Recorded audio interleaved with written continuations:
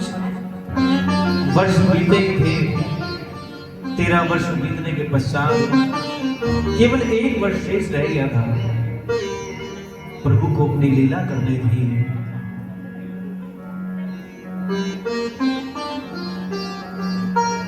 रावण माता जानकी का हरण करके लंका ले गया। प्रभु वन वन भटक रहे हैं माता जानकी की खोज में और हर किसी पशु पक्षी से पूछ रहे हैं, हे खग हे मृग,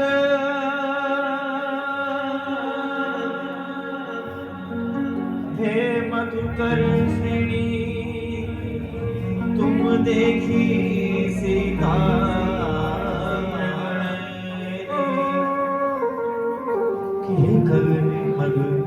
हे मधुकर्षिणी, क्या किसी ने मेरी सीता को नहीं देखा? प्यारे भक्तों, ढूंढते ढूंढते कई नदियां पार करी, कई पर्वत पार किए। माता शबरी ने बताया था कि प्रभु यहाँ से दक्षिण की ओर आप जाइए, जहाँ के ऋषमुख पर्वत की सीमा में वानरों के राजा सुग्रीव जी अपने कुछ वानर दल के साथ रह रहे हैं। वह आपकी सहायता जरूर करेंगे। प्यारे भक्तों, जैसे ही प्रभु श्री राम भैया लक्ष्मण सहित ऋषमुख पर्वत की सीमा में पहुंचे, सुग्रीव जी ने दूर से देखा कि सुंदर कोमल त्वचा वाले 2 सुंदर राजकुमार ऋषमुख पर्वत की सीमा में प्रवेश कर चुके हैं। सुग्रीव जी को संशय हुआ कि कहीं बाली ने मुझे मारने के लिए किसी को भेजा तो नहीं। प्यारे बंधु, हनुमान जी महाराज को बुलाया। सुग्रीव जी ने कहा, हे हनुमान जी, आप जाइए और जाकर देख कर आइए। यदि ऐसा कुछ हो कि बाली ने मुझे मारने के लिए किसी को भेजा हो तो मुझे दूर से इशारा कर दीजिएगा, मैं इस पर्वत को छोड़कर भी कहीं और चला जाऊंगा। प्यारे बंधु, श्री हनुमान जी महाराज ने तो देखते ही प्रभु की कांति, प्रभु के तेज को, प्रभु के मुहार बिंद को देखते ही पहचान लिया था कि ये इतने सुंदर तेज और कांति वाले केवल मेरे प्रभु श्री राम ही हो सकते हैं। लेकिन सुग्रीव जी का संशय दूर करने के लिए हनुमान जी महाराज ब्राह्मण का रूप बनाकर गए और पूछ बैठे कि हे विप्रवर, आप कौन है? श्री राम शांत रहे। लक्ष्मण जी परिचय दे रहे हैं कि ये अयोध्या के राजा महाराज दशरथ के पुत्र हैं।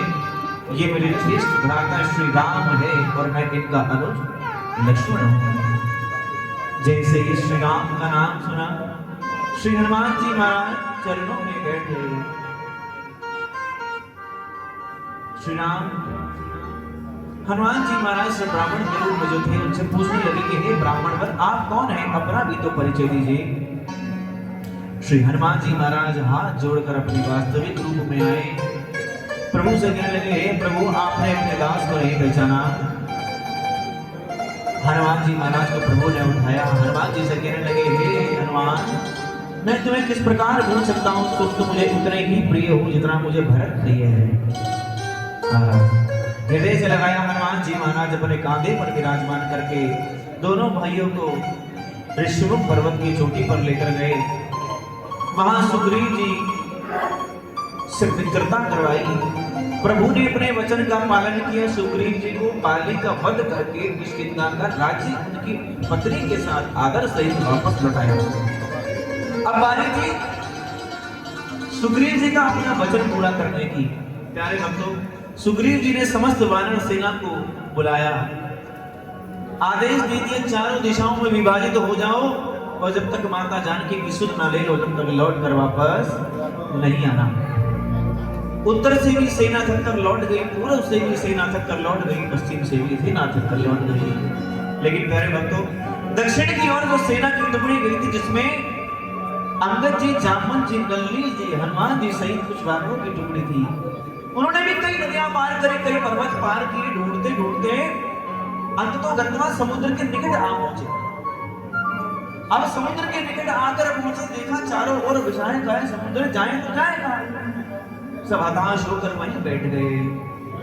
प्यारे भक्तों, वहीं एक गुफा में जटायु जी का भाई संपाति वानरों की सब वार्ता को सुन रहा था कि अब कहां जाएं भैया, अब तो यहां से आगे कोई मार्ग नजर नहीं आ रहा। संपाति जी विधाता को शुक्रिया करने लगे, हे विधाता कि आज तुमने मुझ पर कैसी कृपा करी कि जहां मैं अपने भोजन के लिए तरसता था, आज तुमने मुझे इतना सारा भोजन भेज दिया। आज तो मैं भरपेट भोजन करूंगा और मेरी तो आगे की व्यवस्था नहीं होगी। प्यारे भक्तों, जैसे ही जामवंत जी ने सुना, याद आया देखो एक वो जटायु गिद्ध था जिसने प्रभु की सेवा में अपने प्राण तक त्याग दिए, और एक ये गिद्ध है जो हमें प्रभु के सेवकों को खाने की बात करता है। जैसे ही संपाति जी ने जटायु जी का भाव सुना, रो पड़े। अरे भैया क्या हुआ जटायु को? संपाति जी को जामवंत जी कहने लगे कि हे गिद्धराज, कि प्रभु श्री राम की सेवा करते करते, उनकी भार्या की रक्षा करते करते उन्होंने प्रभु सेवा में अपने प्राण त्याग दिए। संपाति जी कहने लगे, हे जामवंत जी मुझे भी बताइए मैं किस प्रकार प्रभु की सेवा कर सकता हूँ। पीछे ऐसी छवि सी नजर आ रही है जैसे एक तरफ लक्ष्मण भैया, बीच में श्री राम और माता जानकी खड़ी। जय हो।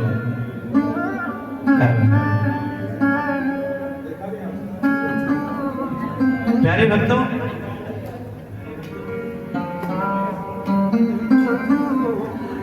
संपाति जी ने देखकर बताया, कहते हैं कि जामवंत जी एक समय की बात थी, जब मैं जल पीने के लिए समुद्र के निकट आया तो मैंने देखा कि एक राक्षस आकाश मार्ग से एक स्त्री का हरण करके आया।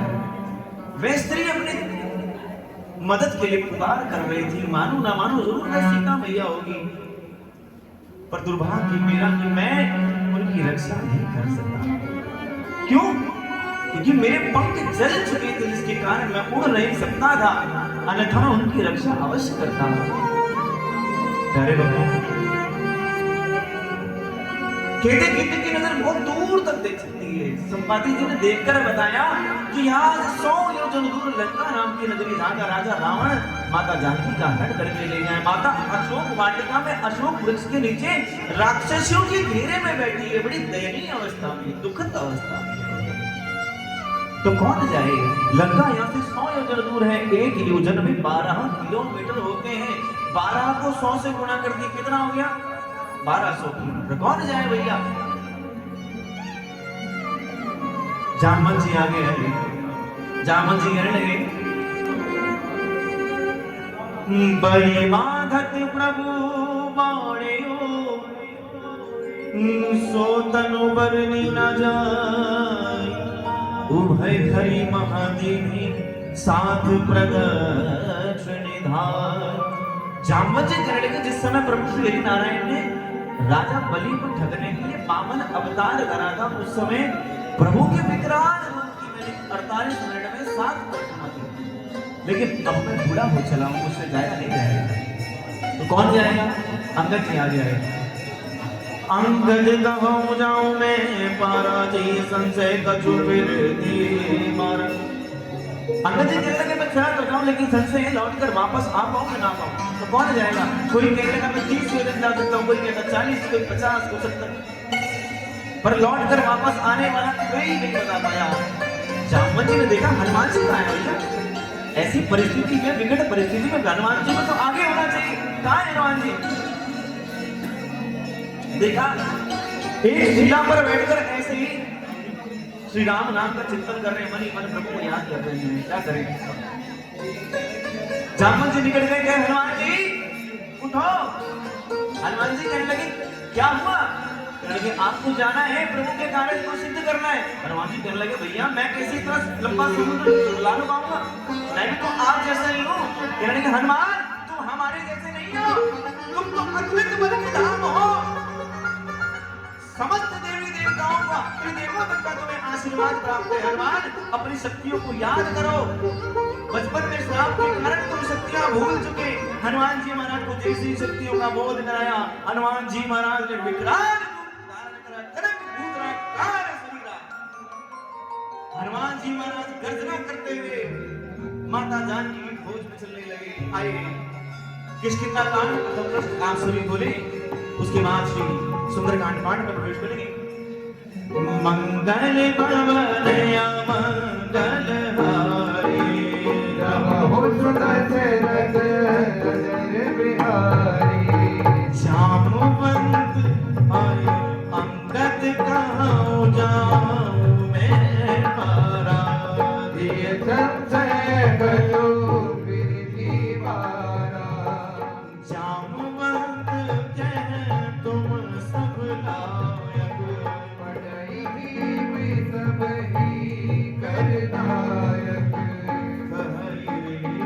पति सुन हनुमान चुप सारी रहो बलवाना पवन तनया बल पवन समाना बुद्धि विवेक विज्ञान निधाना कवन सुकाज कठिन जग माही जो नहीं हो तात तुम पाई राम काज लगी तब अवतारा तुरंत भयो भगवता तारा कनक बरन तनय तेज विराजा मानव अपर गिरी कर राजा सिंहनाद तनि मारहि मारा वीर ही राम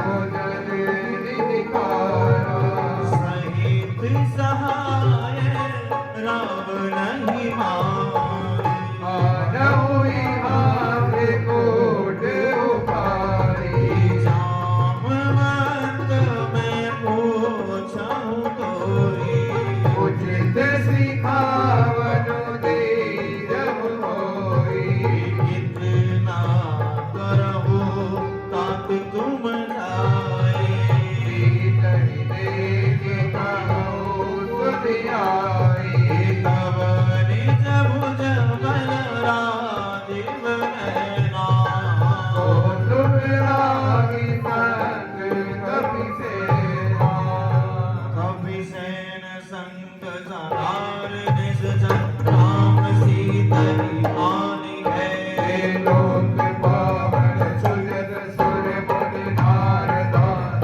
बखानी है जो सुनत गावत कहत गावत कहत समुझत परम पद नर पावई रघुवीर पथ पाथोज मधुकर दास सियावरी अब हे सज रघुनाथ जो सुनहि जे नर अरु नारी दिन कर सकल मनोरथ सिद्ध करहि त्रिशिरारी नीलोत्पल घन श्याम काम कोटि शोभाधिक सुनहि दास गुण ग्राम जसु नाम अग भगवदिक